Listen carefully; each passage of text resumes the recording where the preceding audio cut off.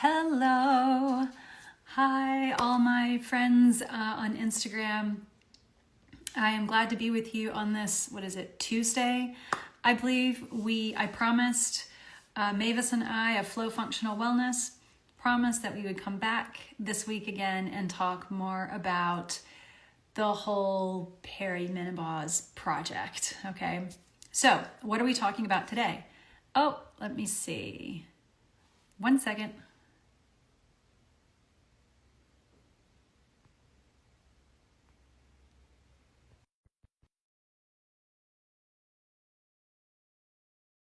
Technology is working today, and don't you love it when that happens? um, she should be joining us since. Oh, there she is. Hello. I didn't even get to tell the everyone what our topic is about today. So Oh, the perfect. technology is just like it's working great today. Yeah. I love it. I love it. It's awesome. Yeah, yeah. All right. So I hope everybody's Thanksgiving went well. And is there any snow where you are? No, but it did snow back home in Virginia a little bit, I heard. Um, yeah. Everybody, So, but not here. no, no, I would not love here. snow. I would love snow. I know, me And yeah, too. I'm just grateful that after my surgery I got to eat turkey for Thanksgiving. So that's a win. It's a huge win. Yeah. Yeah. Yeah. Yeah. Oh my gosh. So many things that like happen around the holidays, and you had surgery, and there's just like, like collective struggles. And so one of the things that we want to talk about this week is questions that we get a lot. And Mhm. so and correct me, just chime in anytime, Mavis, but what we wanted to do was do these IG lives because we get the same questions all the time in practice. Mhm. And the synergy of what we do in, managing from the managing hormone side to the managing the musculoskeletal and kind of the whole systems based issue that is menopause Yeah. is a big deal. And so we thought, why not answer some of those questions here? The fact that we can like get our schedules together to do an IG live uh, every week is like amazing in itself. So thank you all for joining us. Okay. Yeah. Um, so that's what we wanted to do. Mhm. Essentially, there are so many issues that can swirl around menopause. We thought we would do this like through the whole month of December until like holiday travel and stuff gets in the way. But I wanted to circle back to one thing that I said because it was a little jargony. I said systemic, like systems based, Mhm. um, issue of perimenopause and menopause. Yeah. And for some of y'all listening, you're like, what does that mean? Why do I even care about that? Mhm. It's because menopause is a whole body experience. And I Yeah. know we posted earlier about that this week as it's one of the things that you wrote. You listed out all of the kind of the systems based changes that it's brain, it's Mhm. musculoskeletal, it's all of these different things that can swirl into it that almost shifts your you wrote and that stuck out to me like personality shift, not like it's a negative thing, it's a positive thing, Mhm. we're shifting It can be. into, yeah, go ahead, go ahead. No, I was gonna say it can be. Yeah. Yeah, yeah, it can be Yeah. a very positive thing that you're coming into because it's also Yeah. very freeing. It's very liberating. Right. You're kind of shaking off a lot of things that you don't have to worry Mhm. about anymore. You're also um, kind of coming into your voice and your power. I have a quote over here that I believe Maya Angelou said, and it kind of coincides with menopause. I'm going to share that, and then we're going to launch about what we're going to talk about. But she wrote, and I need to look this up where she wrote it, but tell me if you've heard this one, Mavis. Um, your 50s are when you do everything you've been meaning to do. I love that. I Yeah. love that. You know what? I can't wait. I can't wait. I feel about the 30s now that I'm in the 30s, but I'm like, man, does it get better? Because It I'm does get ready. better. It does get better. And I think that's like multifaceted. It's because you're leaving that season and era of I spent my Yeah. whole 30s having kids, you know, and then your 40s comprises of like, it's comprised of like perimenopause and a whole bunch of other stuff. And then Right. you reach your 50s and you're like, you want to sing a song almost. You're like, I'm free. You know, it's like I can do and say what I want to do. I love it. So what we were going to talk about today, Mavis, you want to launch it? Yeah. Let's do it. Let's do Okay. it. And I want to start by a comment that my aunt left on the reel this morning because it made me think about this. She said something to the effect, "Well, I don't forgot her age now. She's like, I'm something years old and I'm still having these symptoms." Great point. So let me just start with that because I know the last live we kind of talked about the roller coaster analogy that we've been using. Um, and for a lot of women, once you hit menopause, if you're not being adequately treated, the symptoms for most women do not go away. They continue and can continue for decades. So I just wanted to make that point because if my aunt thought that, I'm sure millions of other women do Yeah. too. I got So that this past week. yeah, So that is so important to point out. I was yeah, just talking to someone the other day and she was like, but I'm postmenopausal. Why am I still having it? I'm like, actually, if you didn't watch the vasomotor video last week, go back and watch that. Or was it week before? I can't remember. yeah, But those symptoms can actually be worse, like in the 4 to 5 years after. So you're not off yeah, the hook. And right. that's another reason why we wanted to talk to you today. Right. And you think about it as so postmenopausal, as you're getting older, it's not just hormones, although hormones is a huge piece of aging, right? You think about the lack of hormones, the longer you have a lack of hormones, the longer you live, you're going to develop more insulin resistance, more inflammation, more, bioaccumulation of toxins as we get older. All of that, that is what aging is. Mhm. And it's like hormones is one critical piece that we can actually affect now. We can actually not have to do without it, which is just like amazing. So yeah, I did want to make that point because I was like, yes, that is true for a lot of women. That is the case. But I know today we really wanted to talk about sexual health, Cue the all of that stuff. cue the like the fairy dust and the sprinkles and the sparkles and the glitter and all that stuff. Yes, because this is a huge deal when it comes to perimenopause and menopause. But I just want to preface by saying it's not just perimenopause and menopause where sexual health can be affected. Hmm. Sexual health, reproduction health, hormone imbalance, that can be any age. Okay. So I just want to just preface by saying that, but particularly with perimenopause and menopause, I kind of want to dive in a little bit, if it's all right with you, Ginger, about the sex hormones, Sure. kind of what it does and why we feel the way that we feel and all those things. So, a lot of women in their perimenopause, menopause time frame, they'll come to you and they'll have these like yeast type symptoms, like, itching, irritation, dryness. They might have urinary symptoms where they're peeing at night they didn't used to, or they're peeing more often, or they're like, I gotta pee and I gotta go. They're more dry. They have so much sexual discomfort they don't even want to think about sex. They don't even want to be touched. Like all of these things that those are vulnerable things to talk about with your medical provider, right? So Hmm. all of these things women are coming to us with that can happen. And basically, when it comes to your sex hormones, what we're typically seeing, we'll talk about progesterone first because that's my favorite. That is my favorite one. So progesterone is like it's like our feel good hormone. It's like Hmm. our anti-anxiety, our calming, I mean, it does so many things. All these hormones do so many things. But progesterone is so important when it comes to that. And as we get older, as we go through perimenopause, our progesterone starts to decline. Why? Because our egg quality starts to decline. Why? Because we're aging. We're being accumulated with more toxins. We're getting older. Our egg quality starts to decline. Our progesterone lowers. And then our feel good hormone just goes away. Now, you can imagine just that alone. If your feel good hormone goes away, you probably don't want to feel like having sex anyway.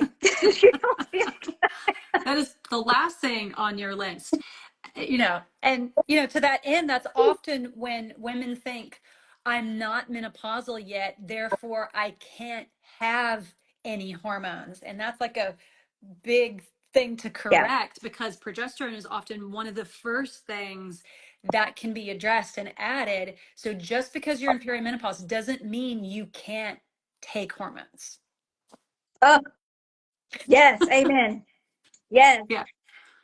And it's life changing. Once you replace the progesterone, it is life changing. Talk about brain, sleep, mood, all the things. But yeah, so that's typically what we see first. Then the testosterone and the estrogen start to go down. Now, luckily, when we hit menopause, the adrenal glands can really take on the blunt of making some of these hormones and some other tissues and things like that too. But typically, that's what we're seeing. Those things are declining. Why is that important with sexual health? Well, because you need testosterone and estrogen to make healthy tissue in the vagina, the urogenital tract. So as our estrogen is dropping, our tissue is getting thinner. As a patient, you may have heard of atrophy or, atrophic vaginitis, those terms you may hear. What does that mean? That means our tissue is getting thinner. It's losing its elasticity. You're losing the ability to lubricate, and it's becoming dry. And that's not fun for anyone in the party, right? So that's what's happening as these hormones are lowering. You're losing blood flow. Good news is when you replace these hormones, all of that can spring back to life. It doesn't happen overnight, but all of that can spring back to life, and you can still enjoy sex. You do not have to face the like, oh, you're just getting older, that's the way it is. No, you don't have to accept that. You can enjoy sex throughout your whole I entire love I life. love it when you're like, no, like a collective no. And that is where I see people come in the office every day. They have dyspareunia, right? That's a diagnosis code that I give to so many women who walk in the door. That's painful intercourse, attempted painful intercourse. It doesn't have to be like penetration. It can just be trying to get there. It's Yeah. like, blah, or even the libido. I know we were going to kick this whole talk off by saying, help, I've lost my libido. you know, and probably the easiest way to talk about some of the sensitive stuff is just to make it fun and funny. And anyway, so when women walk through the door, that is often the diagnosis that drives them, or they've had other atrophy around areas like the urethra, not just the vaginal walls, which then expose the urethra more. They're more likely to have UTI type symptoms, Right. but without ever actually having a UTI. So then they're Yeah. chronically planning their whole events in their day around where's the next bathroom, right? So that's from the pelvic health and musculoskeletal side of things. That loss of libido and painful attempted intercourse or painful sex drives so many other symptoms that's the synergy of what you and I are working on together, is to be able to kind of dispel those things, to say, hey, you may not have a UTI, you may actually need low dose vaginal estrogen, or you may actually need an oral evening progesterone to be able to replace some of these things. And then the synergy of that is what we're doing in pelvic health, along with lifestyle medicine, integrative medicine, kind of rounds out the picture. You can go back to feeling the way you used to feel without thinking that just because you're going through perimenopause and menopause, you're permanently sidetracked. I can tell you that's not true. Yeah. And it's wonderful to be able to experience that. So the other thing that you mentioned too, Mavis, that I wanted to come back around to is the fact that these changes are not just perimenopause and menopause. You can experience some of the exact same things in postpartum, which is, unfortunate. So most of my postpartum moms will come in and go, why is everything so dry? Why do I feel like I have UTIs? Why do I, not want to have sex, or why is, sex Yeah. painful, etc. And it's this exact same, type of transient changes. So if you're postpartum, this is also an important thing to realize, because you might actually benefit from some hormone replacement during that time, just to get you back on the bus again. Yeah. Yeah. I mean, yeah, it takes a while. And I just saw a postpartum patient the other day. I mean, it was like 3 years and she still had not gotten back to where she was. I mean, that's what you're seeing these days. We're seeing perimenopausal sooner. Postpartum is lasting longer and longer. We're not able to like reset and recharge. And yeah. Yeah. And there's so many environmental things that can go into it as well, like you had mentioned. going through menopause 30 or 40 years ago, when there were less pollutants, when the air was cleaner, when we didn't have to worry about, what was happening in the water system, there wasn't so much pollution, there wasn't so many chemicals now, back then. Now we have to deal with that. Why is that important? Because those are estrogen disruptors. They are Mhm. called endocrine disruptors Mhm. for a reason, because they're screwing with your hormones. And so that's another area that we could probably talk about for days and days, Oh on my God. how to Yes. take those fake estrogens called xenoestrogens out, of your diet. It's not just your diet, it's household cleaners, it's Mhm. it's beauty products, it's self-care products, it's all these things that you think are good for you can actually also skew your hormone balance as well, which then you end up with more musculoskeletal pains and aches, and you end up in both of our offices, essentially. Exactly. Yes. I mean, this is why I love functional medicine, because we're looking at the body as a whole, right? And then not to mention how the change in hormones affects our, our GI microbiome. That's a whole nother situation. But Ooh, like yeah, yeah, sometimes I'll have patients come to me like, well, I just want to do hormones. I'm like, well, we can't just do hormones. yes, that's We a have to really good we point. have to do it all, Mhm. because everything works together. The body does not work independently from one Yeah. another. So that brings up two more points, and then, like I said, we could keep going, but we're going to be back next Yeah. week, and we have a topic. So one is, I think that we're fighting a bit of an uphill cultural, like, battle. Like, women are being told incorrectly, and I know you hear this all the time, because by the time people end up in our offices, they've actually already fought, like, the cultural war of being told, oh, Right. you should do this naturally. Menopause is a natural thing. No, actually, no, not true. There's so many ways. If men have any other hormone issue at all that we have, as people, as human beings, is treated, right? You've Yeah. And got a it's FDA thyroid approved. issue, they're going they're going to treat it. You've got a low testosterone issue, they're going to treat it. Yep. And yet this hasn't been treated for women. It's because we, Mavis, you want to chime in here too? Because I don't want to take all your talking points. It's because of that cultural taboo of thinking that that's the way it was supposed to be suffered through. I'm not sure where this came from, if it's some kind of carryover from religious dogma, or what, or just Who medical knows? misogyny of just not paying attention to women's health issues and thinking that it's not important.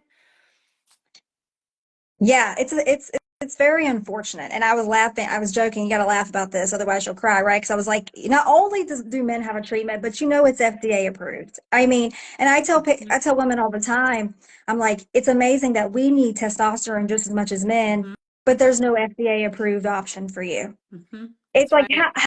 how do you even explain that? Mm-hmm. It's just, it baffles my mind. Yeah. And it just does. And somebody commented here, they mentally and physically, what has helped them is swimming in the ocean daily for menopause. I love that. Yeah. Whatever, That's awesome. I was just talking to a patient this morning and typing it in and saying, she was like, I'm having some, increased pain. I know it's super cold outside. I'm like, okay, motion is that lotion. Yeah. And although we can't connect and say, if you exercise, you're going to have better hormone balance, we can't say you'll have more estrogen if you exercise. We can't say that, but we can say people have less pain. They have less aches and pains. Your mood is more well regulated, your gut microbiome is more well regulated if you move. And of course, as a physical therapist, that was our original wheelhouse, of movement. So that's just fantastic that you can get out there and do that. Keep doing it. Don't stop doing it. And if you're not moving and you're having those musculoskeletal, or MSK pain for short, yeah, motion is lotion. That's going to help so much. Yeah, and water is so healing. I love water. I've always been Mhm. attracted to water. So Me too. I love that. Me too. There's a certain serenity about it. I used to joke that it doesn't matter if it's an oversized mud hole. I'm from the South, so I say all these weird things, but the silly things, not necessarily weird, but it doesn't matter if it's an oversized like mud hole. It just, it doesn't have to be the gorgeous ocean or a beautiful lake or whatever. I could just be just any kind of moving water is just, there's something very serene and calming about it. 100%. But beyond the cultural aspects of women being misinformed, Mhm. um, not your fault if you're listening and you're thinking, well, why didn't I know this information? It's because it's not currently being taught. You have to seek this out. We have to get Yeah. additional training in order to be able to talk about these things and treat these things. Yeah. So if you go to your standard, OBGYN or your PCP or whatever, it's not blaming anyone. It's just that no Right. one has been trained on it. So if you've gotten that misinformation Mhm. that you should just do menopause naturally, that's the way that it was intended. No, that's just a load of BS. There's many things that you can do, and that will protect and prevent and help you avoid chronic disease, chronic Mhm. pain, things like dementia, Mhm. osteoporosis, all of Mhm. the things that no one wants. But I can tell you, a lot of the things that the women in your family have died of, that Yeah. mortality came for them too soon because they didn't have that help. And now we do. You do. Yeah. So the Yeah. other piece of this that I was going to mention was, and we've already been talking a little bit about this, like the oral progesterone and the low dose vaginal estrogen that's so important. That is very much an adjunct to what we do to optimize not just pelvic health, but core health, vocal health, musculoskeletal health, all the way Yeah. around, is specific therapies and practices to support sexual wellness during menopause. And I know there's probably some of you out there who are like, my doctor told me I couldn't take hormones. Well, they may be right or they may be really wrong, right? And of course, we can't diagnose people over Instagram. So um, that's why we're doing these IG lives. But specific therapies and practices to support sexual wellness can be hormonal, but they can also be non hormonal. Yeah. Right. Right. Yeah. And just to go back to what you were saying, I have this conversation all the time with my patients. They're like, oh, well, I went to my PCP, I went to an OBGYN. I was like, look, I used to be that person. Yeah. That was me. I was conventionally trained and I practice that way. I have said the same things to my patients that you are hearing. And it hurts me, but I am so Yeah. grateful that I found a new way and I became, I mean, there's just so many other ways. And so, yes, I, like you were saying, we're not blaming anyone. I'm not mad at anyone about that. That's the same way I was trained, right? But I'm so grateful for functional integrative holistic medicine and what it has done for me, what it has done for my patients. And yes, just know that you don't have to settle for no. You don't have to settle for, oh, well, that's just how it is, or oh, you're aging, or oh, you don't have to settle for that. There is another way. Ooh, that's a great way to end. Yeah, because one of the things I think you and I both feel really strongly about, Mavis, is like dispelling those myths and empowering women with education, whether or not you Mhm. see either of us, right? That's not the point, whether or not you see us as a patient, is to give you that information to go in as a informed consumer of healthcare, because that's really what you Mhm. have to be at the end of the day. You need to be an informed consumer who goes in just as informed you would be as if you were going to go and buy a new car. You, Yeah. you know what kind Mhm. of car you want. You go and you've done the research. You've looked at safety profiles and all these other things. That's at the end of the day what we're trying to do for patients, is inform you so that you can go in, be a well-educated consumer and go, this is what the research says. Mhm. So that if you have a compassionate, humble healthcare provider, if they don't know, they will say they don't know. And they'll Yeah. say, but I will find the answer out for you, or Right. here's someone that I can refer you to. Right. That's kind of that's our goal. So to that end, we do Mhm. have more free stuff coming up. We are going to do as many IG lives as we can, probably on Mondays, right? Right, Mavis? Like Mondays, Uh, Monday maybe. itch. We'll figure that out later. But an IG live once a week, so that we can continue to dispel these myths. But we also realize there's more things to talk about than we actually have time to do or could do in this, because we also run really busy clinical practices too. So we're putting stuff together in a free webinar. So if you want the link to that, just comment masterclass below. You can also DM us. That's cool too. Our link to the free masterclass that is coming up is in our bios, so you can also get to it that way. And yeah, did I cover it all? Yes, ma'am. Think you did. All right, fantastic. I hope this was helpful to all of you guys. We will see you again roughly at this time next week, maybe different day. But yeah, help get Sounds good. everybody ready for a happy holiday season Yes, yes, yes, yes. and a happy Take care, hormone everyone. season. Love it.